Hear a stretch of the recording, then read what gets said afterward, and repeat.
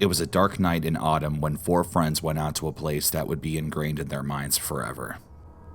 Luke and Kyle were hanging out one night, as they did many nights before. However, they were at a loss on finding something to do. Luke's phone rang and Tyler was on the other end, and he said he was with their friend Rachel. They met up at Luke's house and tried to figure out something to do. Tyler brought up going to a place known as Rogues Hollow, which is home of the infamous Crybaby Bridge. The story behind the bridge is that there was a woman who tossed her infant over the side and it drowned in the creek below. Now, when people visit there late at night, if they stand on the bridge, they can hear a baby crying. The four friends decided to go. They were intrigued by hauntings and supernatural things, and this was too good to pass up. They all piled into the two-door Monte Carlo and headed towards Rogues Hollow. When they arrived, Tyler, who had been there before, took them to multiple different places that were surrounding Rogues Hollow. There was the graffiti bridge, the railroad tracks, and the Devil's Triangle. Tyler even showed them a house where a witch was believed to live. None of those places could compare to the bridge, though. Tyler parked just off the bridge and the four friends got out and walked towards it. It was around 2:30 a.m. at this point. They all peered over the edge and listened, and none of them could hear a baby crying, just the soft, smooth trickling of water from the creek below. Luke had suggested that they go under the bridge. They all had agreed, but decided just to stand next to the bridge down by the creek. Again, no baby crying, so they decided to leave.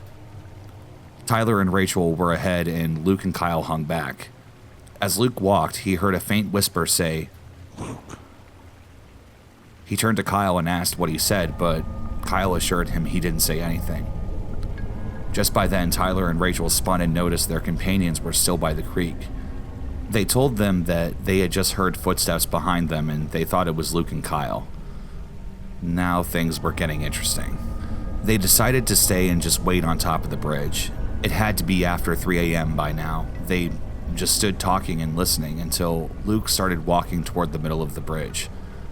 As soon as he made it to the middle, he dropped to his hands and knees. It was as if something had hit him and dropped him. He couldn't move and he felt hands pressing down on his back. His friends urged him to get up and to stop messing with them, but he told them he couldn't move. His voice sounding distressed. They said it again, but he gritted his teeth and he told them he couldn't move, like he was in pain. Tyler and Kyle came and picked him up by his shoulders. The strange thing is that when they did, it felt like something was kicked off of him. As they tried walking Luke to the car, he felt fingertips trying to grab his ankles. Luke was trying to walk, but he was so weak. Kyle and Tyler were trying to pull him to the backseat of the car, and he was still limp and didn't move. Just then, Rachel jumped in the passenger seat. Kyle dove over Luke and Tyler in the driver's seat. Rachel was shaking and said she had just seen her grandmother who had passed away 10 years prior. Kyle suggested that they should leave. Tyler spun the car around and put the pedal to the floor, and as it crossed the bridge, it slowly crept. He was trying so hard to make it go, and as soon as the back tires crossed the other side of the bridge, the car took off, and Luke came to and asked what had happened. Ever since that night, Kyle and Rachel have never been back.